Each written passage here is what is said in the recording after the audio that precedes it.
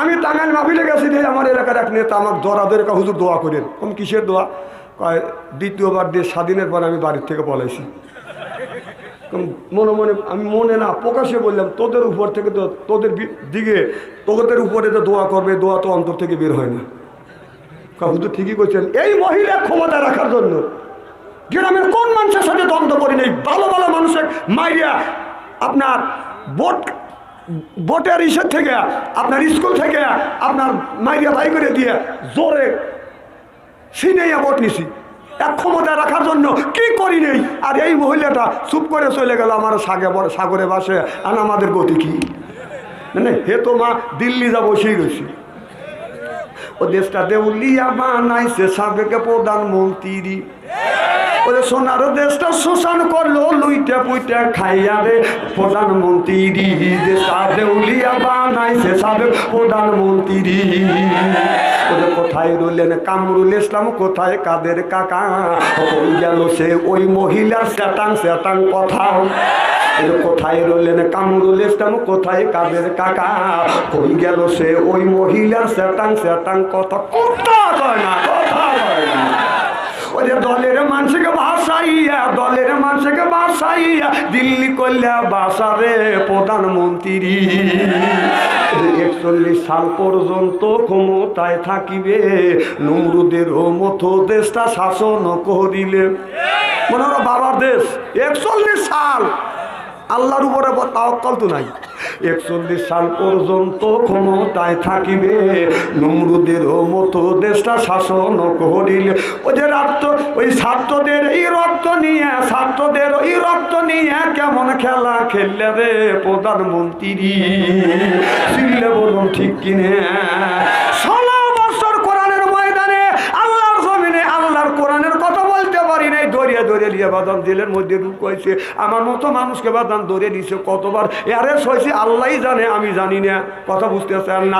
একটা না 4 মাস বাদাম 14 4 মাস 15 দিন জেল খাটছি আমি। রাজাকার? হ্যাঁ, আমাদের 4 মাস 15 দিনে একটা না জেল খাটেলে আর কতবার যে কেস করছে আর কয়বার ধরে ধরে অ্যারেস্ট করছে এটা আল্লাহ বানো জানে, অগণিত। কোন কি বলবো? তাহলে ওই যে এখনো আবার কিছু লোক যেমন আবু জাহেল মরে গেছে, আবু জাহেলের পেট তাত্তা যায় নাই, এখনো ওই সরকার চলে গেছে, ওর পেট তাত্তারা স্টলে বসে খায়। মা আসবে, মা আসবে না, না তোর মা আসবে, তোর মা আজকে লিয়া। একজন মানুষ আপনার 5 লক্ষ টাকা নিচে ধান করিয়া প্রত্যেক হাজারে আধা মন করে দান দিবে। কথা বুঝতেছেন না? আপনার 400 মন ধান আবাদ করে বাদান উঠোনে বাদান এরকম করে পালা দিছে। আর যারা হাজারে আধা মন করে দান নিবে তারা কিন্তু বস্তা নিয়ে বাদান হাজির হয়ে গেছে। মাপে দিতে দিতে দিতে দিতে দিতে দিতে দেখা গেল দানের পালা শেষ। এখনো 3 জন সালাতো করে দাঁড়া আছে। এখন আপনারা প্রশ্নের একটু উত্তর দেন। যে লোকটা দান আবাদ করলো উঠোনে ঠিকই দিল, এই লোকটা অসহায় না? যারা বস্তা ভরে ভরে নিয়ে গেল তারা অসহায়। যে লোকটা আবাদ করলে সেই লোকটা বেশি অসহায়। যখন ঠিক কিনে আবার শোনেন ভালো করে বাদান বোঝেন। এখন আপনার দান অনেক বাদান আপনার দিতে দিতে দিতে দিতে সব মানুষ শেষ।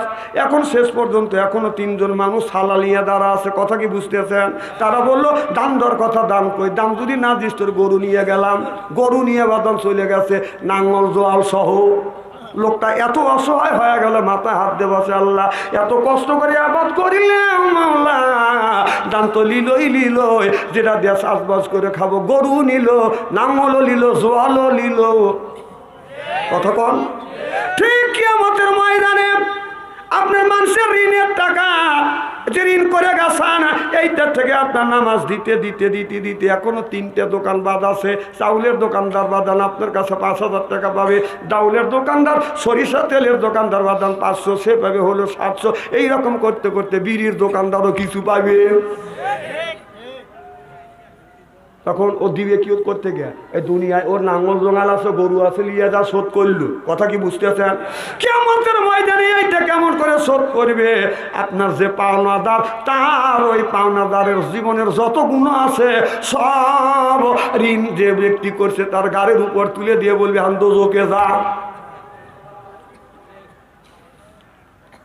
পামান হায়াতি দুনিয়া ইল্লা মাতাওয়াল উলুম।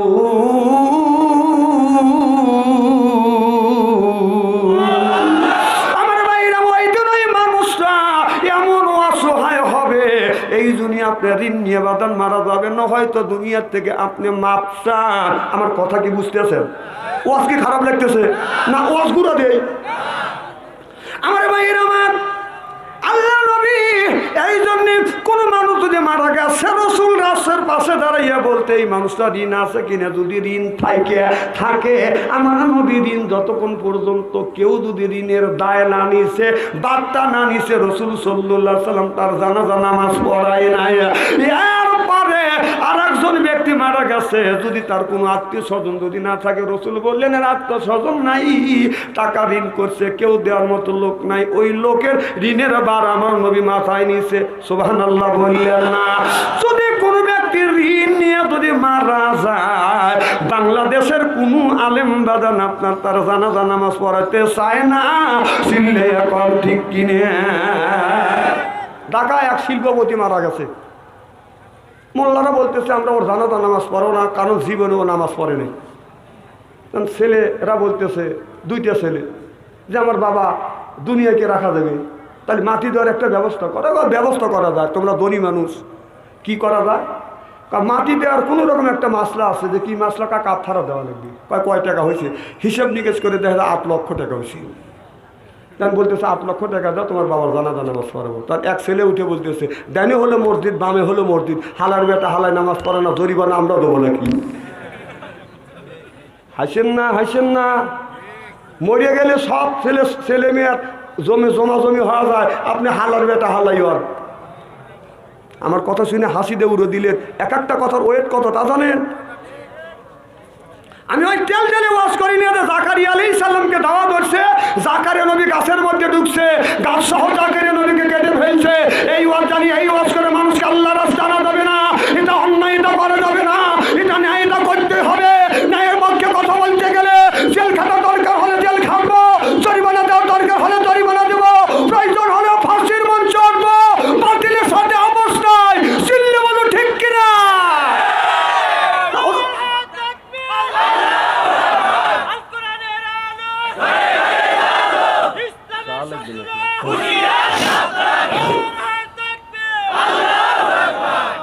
ইসলামের শত্রু যেগুলো আসলে ওরা খুব হুঁশিয়ার, একটাও ধরা পড়ে নাই। কতক্ষণ? ওরা কি হুঁশিয়ার কম? তামাদের ওদের আমরা হুঁশিয়ার করে দিচ্ছি, ওরা হুঁশিয়ার দেখে একটাও ধরা পড়ে নাই। কেউ মামুর বাড়ি দিল্লি আছে, কেউ নীরবে রয়েছে। ভাই দুঃখের কথা কি বলবো, কোরআন কার কথা? তাহলে জমিন কার? আকাশ কার? আমি কার? হুকুম চলবে কার? আর 16টা বছর আল্লাহর হুকুমের কথা কোরআনের ময়দানে এই জমিনে আমরা 16টা বছর দিতে পারি নাই। আমাদের আওয়ামী লীগের যারা নেতা ছিল তারা এসে বলছে আমরা আওয়ামী লীগের সভাপতি। কোরআনের আয়াত যদি আমার নেতা নেত্রীর বিপক্ষে যায়, ঠ্যাং কেটে হাতে তুলে দেবো। তখন শরীরে তোমার ক্ষমতা ছিল, ঠ্যাং কেটে হাতে তুলেছ। এখন সোনা মানিকরা তোমরা এখন কোথায়? হ্যাঁ, এখন কোথায়? এদিনই বেশি বাড়া ভালো না। আল্লাহ বলে যে আমি আল্লাহ ছাড় দেই, কিন্তু ছাড়িয়ে দেই না। আমার কথা কি বুঝতেছেন?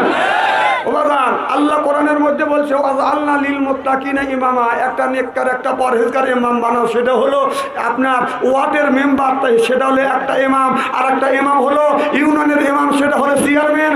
একটা হলো থানার ইমাম, সেটা হলো এমপি। মাথাবাড়িতে জনগণ সেই এমপি আর মেম্বার যাচাই বাছাই করে আমরা জনগণ তাকে খুশি তাকে আমরা ইমাম বানাবো, আমাদের ওয়ার্ডের ইমাম। কতক্ষণ? সেইটা বানাবার যায় ভালো লোকে বানাতে পারেনি। তোর মতো চোর লুচ্চা গুন্ডর বদমাইশ, তোরা চোর করে বটলিয়া লুচ্চাকে তুই আপনার চেয়ারম্যান মেম্বার এমপি বানাইছিস।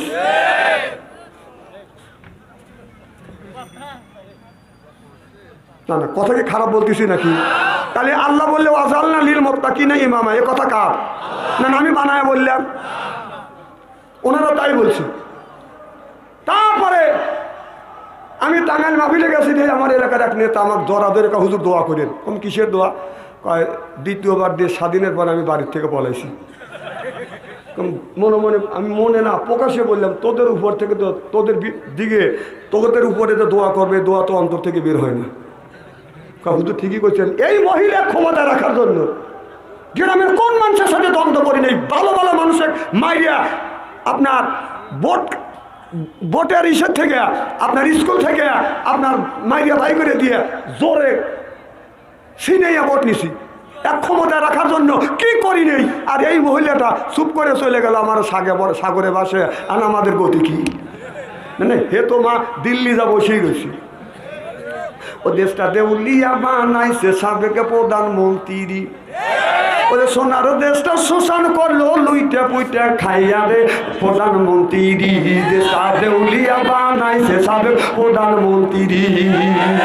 ওরে কোথায় রইলেন কামরুল ইসলাম, কোথায় কাদের কাকা? ওই গেল সে ওই মহিলার স্যাটাং স্যাটাং কথা। কোথায় রইলেন কামরুল ইসলাম, কোথায় কাদের কাকা? কই গেল সে ওই মহিলার স্যাটাং স্যাটাং কথা। কথা কয় না, কথা কয় না। ওই যে দলের মানুষকে ভাসাইয়া, দলের মানুষকে ভাসাইয়া দিল্লি করলে বাসারে প্রধানমন্ত্রী। 41 সাল পর্যন্ত ক্ষমতায় থাকিবে, নমরুদের মতো দেশটা শাসন করিলে। মনে হলো বাবার দেশ। 41 সাল আল্লাহর উপরে তাওয়াক্কুল তো নাই। 41 সাল পর্যন্ত ক্ষমতায় থাকিবে, নমরুদের মতো দেশটা শাসন করিলে। ওই যে ওই ছাত্রদের এই রক্ত নিয়ে, ছাত্রদের ওই রক্ত নিয়ে কেমন খেলা খেললে রে প্রধানমন্ত্রী। চিনলে বলুন ঠিক কিনে? 16 বছর কোরআনের ময়দানে আল্লাহর জমিনে আল্লাহর কোরআনের কথা বলতে পারি নাই। দরিয়া দরিয়া লিয়ে বাদাম জেলের মধ্যে ঢুকাইছে। আমার মতো মানুষকে বাদাম দরিয়ে দিছে কতবার, অ্যারেস্ট হয়েছে আল্লাহই জানে, আমি জানি না। কথা বুঝতে চান না? একটা না 4 মাস বাদাম 14, 4 মাস 15 দিন জেল খাটছি আমি। রাজাকার? হ্যাঁ, আমাদের 4 মাস 15 দিনে একটা না জেল খাটেলে, আর কতবার যে কেস করছে, আর কয়বার ধরে ধরে অ্যারেস্ট করছে, এটা আল্লাহই বানো জানে, অগণিত। কোন কি বলবো? তাহলে ওই যে এখনো আবার কিছু লোক, যেমন আবু জাহেল মরে গেছে, আবু জাহেলের পেতাত্তা যায় নাই, এখনো ওই সরকার চলে গেছে, ওর পেতাত্তারা স্টলে বসে খায়। মা আসবে, মা আসবে। না না, তোর মা আসবে, তোর মা আজকে লিয়া কথা বল। না না, তোর মা আসবে, বাংলাদেশের কেউ কি নিষেধ করছে? তোর মা চায় যদি কালকে যদি তোর মা আনতে চাস, আমরা ভাই তোর মা এখন লিয়া যাক। বাংলার মানুষ কি করে? শাস্ত্রে বৈশা মা মা, না না, মা মা করলি, মা তো গেল সাগরে বাসা থেকে চলে গেল। কথা বল। মা তো দিল্লি ঠিক মতো মামুর বাড়িতে আরামে দুধ কলা খাচ্ছে, আর তোরা বাড়ি থাকতে পারতেছিস না। যতদিন ডাক্তার ইউনুস আছে, একদিন খালি দোয়া ইউনুস পড়ো। কি পড়ো? দোয়া ইউনুস পড়তে থাকো।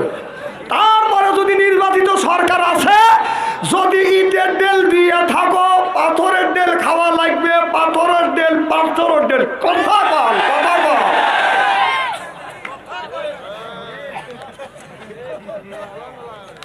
এতে কি চা খাওয়ার? এগুলি এসব চা খাওয়া হলো অতিরিক্ত বদ্ধ ফ্যামিলি, হেরাই খাবে এগুলি চা। কারণ আর আমরা খাবো বিবি যে জায়গায় মুখ লাগা খাবার খাবে, এ পানি পান করবে, আমরা ওই জায়গায় মুখ লাগা পানি খাবো। এটা হলো রসুলের আদর্শ ভিত্তিক সুন্নাত। সুবহানাল্লাহ জোরে বলেন। আর ওরাই খাবে হলে 2 কাপে, বউ স্বামী দেখতে পারে না, স্বামী বউ দেখতে পারে না। স্বামী বাজারে গেছে, আসতে দেরি হয়েছে, বউ ডাকে, সালমা, খবর নাই। ও সালমা, উত্তর নাই। ও সালমা, উনি ঘরের মধ্যে উঠে। ওরাই এইটা খাবে, আর আমরা এটা খাবো নাকি? আমরা মুসলমান, এক মুসলমান অপর মুসলমান ভাই এক প্লেটে বসে খাবার খাই। সুবহানাল্লাহ জোরে বল। তাদের জন্য এইগুলি রাখা লাগবে। আমার ওয়াজ খালি বাড়া দিও না, এটা সিবি দিলি চাটকা লেগে যায়। ধর্ম কোন জায়গা কর?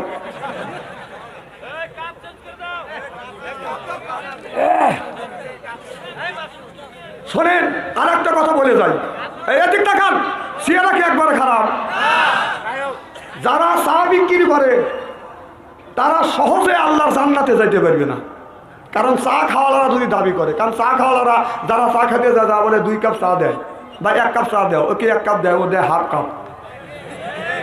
কথা কয় না, কথা কয় না। আমি ওরা যদি দাবি করে যে চাইছি 1 কাপ, ও দিছে ½ কাপ, বেহেশতে যাওয়া সম্ভব? আছেন না, আছেন না, কথা আমি এখানে পয়েন্টে পয়েন্টে ভালো দিই।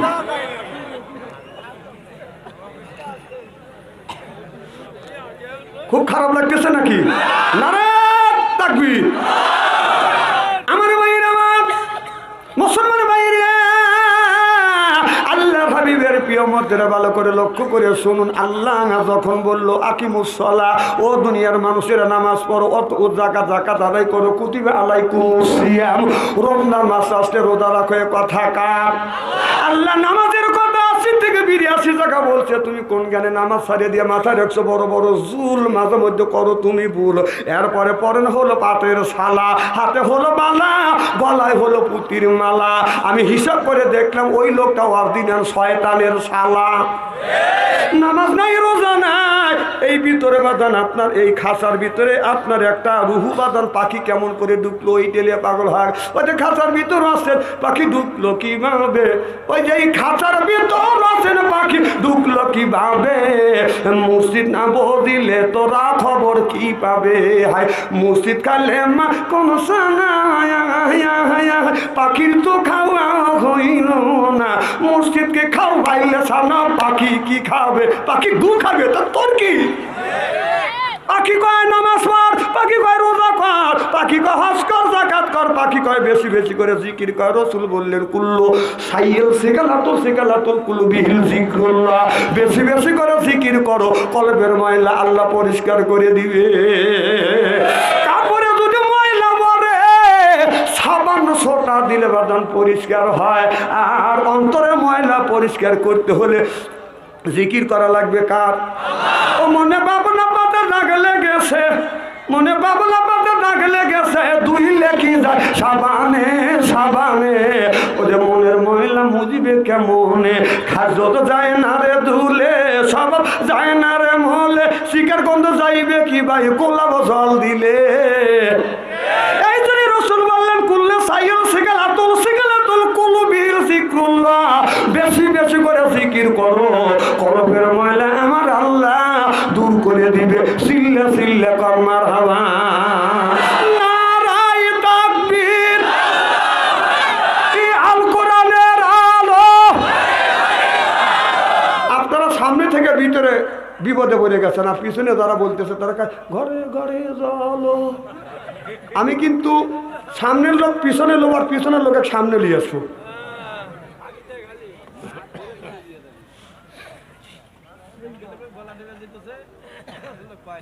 ও গলা দিচ্ছে কাউরা, অক্টোবরে তো শুরু করছে, আমার গলা যাবে না, কথা তো কমে যাচ্ছে না। আমার ভাইয়ের, আমার মুসলমান ভাইরে, আল্লাহ যখন বলল দুনিয়ার মানুষেরা আসসালাতুল মিফতাহুল জান্নাহ, রাসূল বললে যারা আপনার নামাজ পড়বে তারা জান্নাতের চাবি পাবে, আর নামাজ পড়লে জান্নাতের চাবি পাবে, আর দান করলে ওই লোকটা বাদান জান্নাত পাবে। সুবহানাল্লাহ বললেন না? আল্লাহর নবী এই জন্য বললেন তোমাদের দানের হাতটা তোমরা লম্বা করো। এই কথা যখন রাসূল সাল্লাল্লাহু আলাইহি সাল্লাম ঘোষণা দিলেন, আল্লাহু গানি ও আনতুম ফুকারা, আল্লাহ হলো গানি, আল্লাহ হলো ধনী, আমরা সব মানুষ বাদান ফকির, কথা বুঝতেছেন না? আল্লাহু গানি ও আনতুম ফুকারা, আল্লাহ হলো ধনী, আমরা সবাই হলাম গরিব।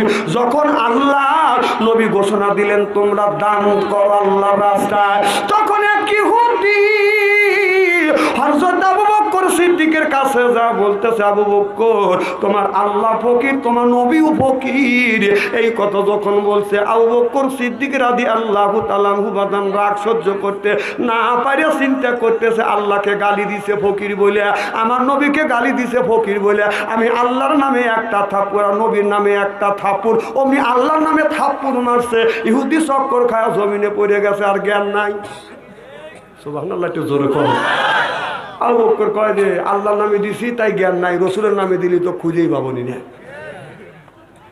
এই ইহুদি খুব ভালো করে শুনেন, এই ইহুদি মারি খাওয়ার পরে আবু বকর চলে আসে। লোকটা বাদান আস্তে আস্তে বাড়িতে যাইয়া আমার বিশ্ব নবীর দরবারে যা বলি, ইয়া রাসূলুল্লাহ, ইয়া হাবিবাল্লাহ, আপনার আবু বকর দেখেন আমার গালে থাপ্পড় লাগাইছে, দেখেন গো নবীজি আমার গালটা ফুলে গেছে, 5টা আঙুল উঠে গেছে। নবী গো, আমি আপনার আদালতে মামলা দায়ের করিলে আপনি ন্যায় বিচার করে দেন। কার নামে? কয় আবু বকর সিদ্দিকের নামে। আমার নবী মনে মনে চিন্তা করলেন, থাপড়া থাপড়ি কাম তো আবু বকরের না, এই কাম করে আমার। এবার আমার নবী বললে, লোক চিনতে তুমি ভুল করতেছ, এটা মনে হয় আবু বকর না, এ কাম করছে ওমর। কথা বুঝতেছেন না?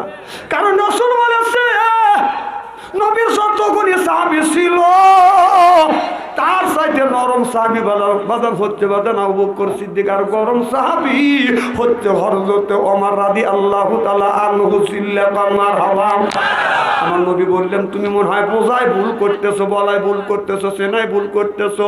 ইহুদি বলে, নবী গো, আমি আবু বকরকে চিনি, ওমরকে চিনি, থাপ্পড় আমাকে আবু বকরই মারছে। কি হলো? তুই যাইতেছিস, যা যা, তখন খায়া ভালো দেবো আমি। ও যাচ্ছে আর কোথায়? আমি বল মেলা গেলাম। খুব কি খারাপ লাগতেছে? মারহাবা কর, আল্লাহু আকবার। আর কি শীত আছে দেখছেন? কোরআনের একটা অ্যাকশন আছে, সুবহানাল্লাহ কর। আমার ভাইরা আমার, এবার আবু বকরের নামে কেস হয়ে গেল ইসলামী পথে, কেস হয়ে গেল আবু বকরের নামে। আবু বকর হলো আসামি, আমার নবী হলো বিচারক।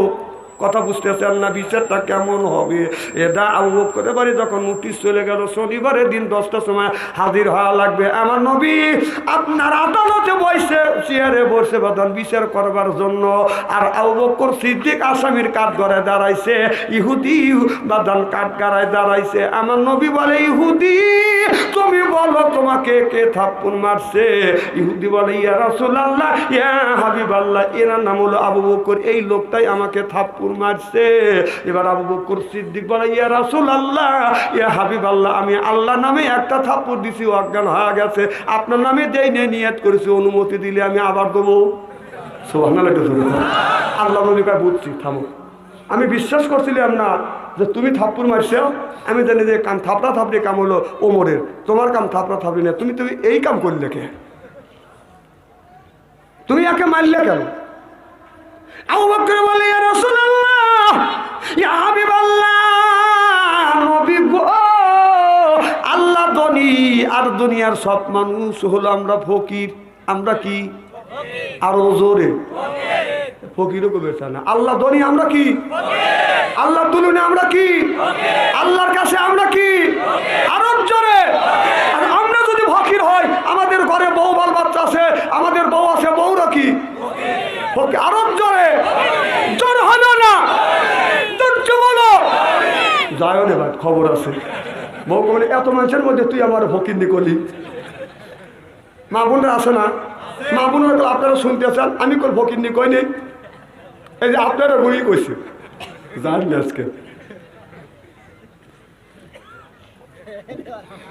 আবু বকর বললেন, ও নবীজি, ইহুদি আপনাকে ফকির বলছে, আমার আল্লাহকে ফকির বলছে, আমি সহ্য করতে পারি না, দুনিয়ার সব কিছু সহ্য করতে পারি, আল্লাহ কার আল্লাহ রাসূলের গালি দিকে আমি আবু বকর সহ্য করতে পারি না, এই জন্যই থাপ্পড় লাগাইছি। সুবহানাল্লাহ।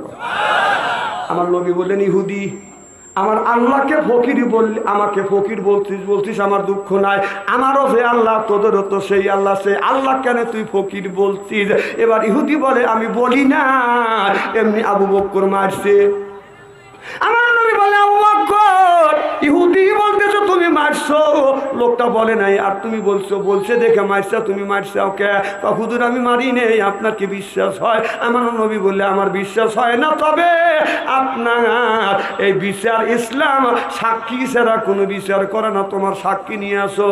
এবার আবু বকর কান্দে আর বলে, নবী গো, আমার কোনো সাক্ষী নাই, আমার নবী আপনার ইসলামী বিচার করতেছে। আবু বকর, তুমি যখন সাক্ষী আনতে পারলে না, আমার নবী বললেন, আল কাত বিল কাত, ইয়াদ বদলি ইয়াদ, হাতের বদলা হাত, খুনের বদলা খুন হলো বাদান ইসলামের বিধান। সুবহানাল্লাহ। খুনের বদলা খুন যদি ইসলামের বিধান হয়, আমাদের বিগত সরকার আপনার 3000 মানুষকে বাদান হত্যা করছে, 3000 মানুষকে যে আপনার গুলি করে মারছে, শত শত ছেলের হাত ভঙ্গ করছে, পা ভঙ্গ করছে, চোখ বাদান অন্ধ হয়ে গেছে। সেই হিসাবে যদি বিচার করা যায়, মৃত্যুর বিচার যদি মৃত্যু হয়, 3000 বারোর ফাঁসি হইবে। কথা কার? আল্লাহ রাসূলের আইন। এটা বলি, ওনারা আবার বলবিনি ক্ষমতা আগে আসলে আসিস না না আসিস, তোকে বাংলাদেশের লোক ভোট দিবে লেগে বসে রয়েছে, তোরা খালি একবার মাঠে না না। 800 বছরের ইতিহাস কলঙ্কিত করছে। 800 বছরের মধ্যে একটা লোক পালায় নাই, সেই পালায় ছিল 800 বছর আগে রোম আর পারস্যের বাদশা। এরা রাত্রেবেলায় অন্ধকারে 2 দেশের লোক পালা গেছিল ওমরের সময়। আর 800 বছর পরে তোরা সব তো মা তো বলেছে তোরা একবারে নীরব হয়ে গেছিস।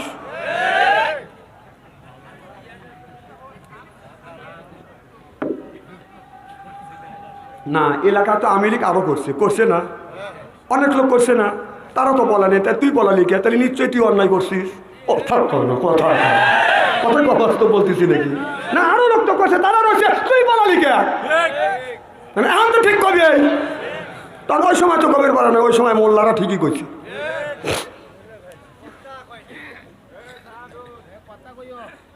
তুমি কয়ো, তোমাকে আমি চিনি না। তুমি কখন কথা কও? বাদ্য বড় হাতে কথা কও না, মা বাবার হয়তো কথা কও না। রাস্তা দিয়ে একটা মেয়ে যদি দেখা এমনি আমি চিনি না। যেই যুবকদের কাছে আসে তার ফোন ভালো থাকে না ওদের মন। যেই যুবকের নাই বাজান অর্থ, বাদান প্রেমে হয়ে যায় বাদান ব্যর্থ, প্রেম করে খাইছে শাখা, হয়ে গেছে বাঁকা, মন হয়েছে ফাঁকা, রাগ করে চলে যায় বাদান ডাকা। খেপালিও না, স্ত্রী করে ভালো বকুন। আমার ভাইয়ের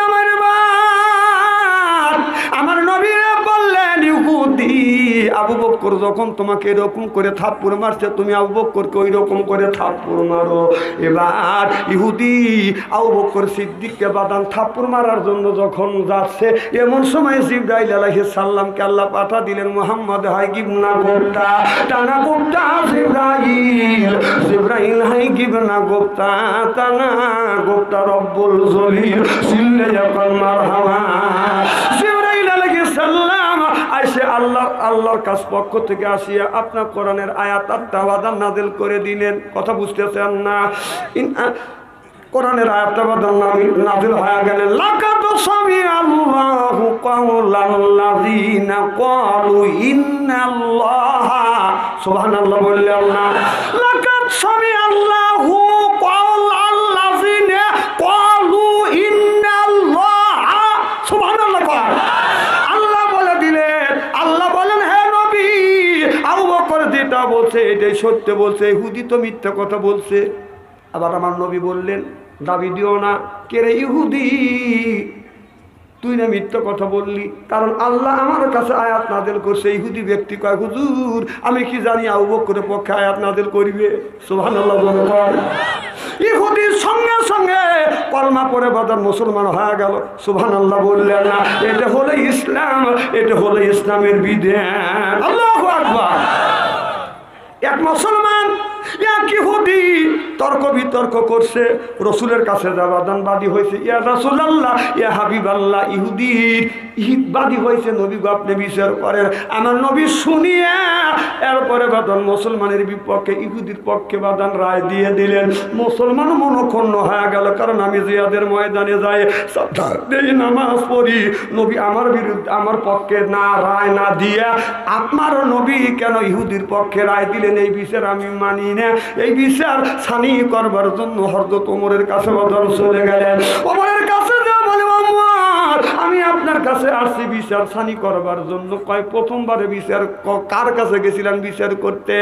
আমি নবীর কাছে গিয়েছিলাম, আমার নবী শুনিয়া আমি জিহাদের ময়দানে যাই, সাদা দিই, নামাজ পড়ি, রোজা রাখি, রসুলের সাথে থাকি, পাশে থাকি।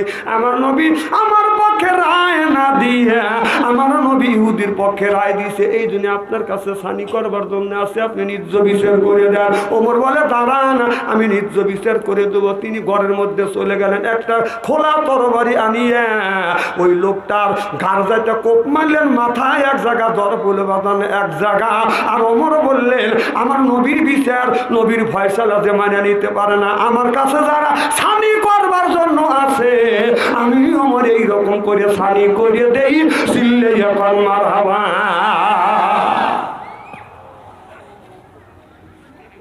আমার ভাইরা, আমার এই কথা সরে গেলাম, সারা দেশে সরে গেল, মক্কা মদিনায় সরে গেল। কি ওমর একটা মুসলমান মারছে।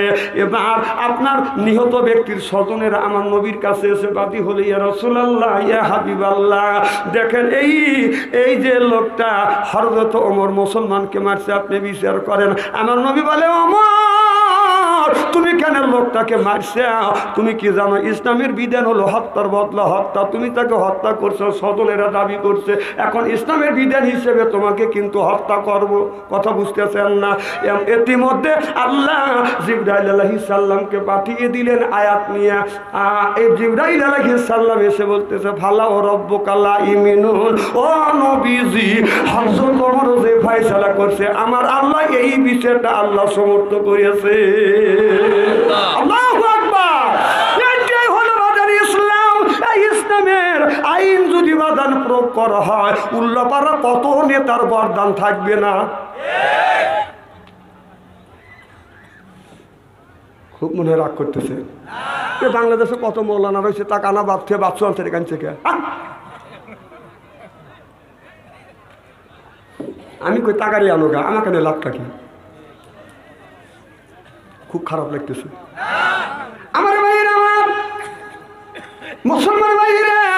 আল্লাহর হাবিবের প্রিয় উম্মতের ওদিকে আমি যাইতে চাই না। আল্লাহ বলে, অকদা রব্বুকা, হে বান্দা আমার দাসত্ব করো, আল্লাহ তাআবুদু, আমার গোলামি করো, ইল্লাহু, আমার বন্দেগী করো, ওয়া বিল ওয়ালিদাইনি ইহসানা। আল্লাহ কয়, বান্দারে আমার দাসত্ব, আমার গোলামি করবার পরে তোমরা তোমার নিজ নিজ পিতা মাতার খেদমত করো। সুবহানাল্লাহ বললেন। ভালো ছেলে কোনোদিন মা বাবার অন্যায় করতে পারে না, মা বাবাকে গালি দিতে পারে না, মা বাবার সাথে দুর্ব্যবহার করতে পারে না। নামাজি ব্যক্তি মা বাবাকে গালি দিতে পারে না। কলবে আল্লাহ নূর তাজেল্লাহ, কলবে আল্লাহ নূর তাজেল্লাহ। সুবহানাল্লাহ, একটু জোরে কর।